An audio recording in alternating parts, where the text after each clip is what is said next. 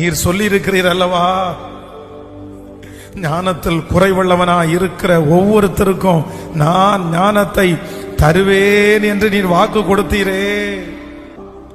நான் உனக்கு போதித்து நடக்கும் பாதையை நாள்தோறும் காட்டுவேன், பயப்படாதே.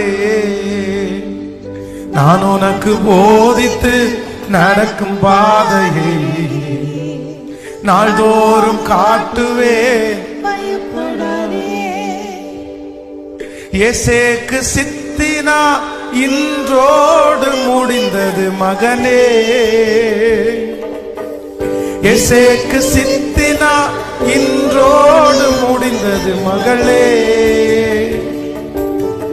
ரகபோத் உனக்கு உண்டு, இது முதல் ரகபோத் உனக்கு உண்டு.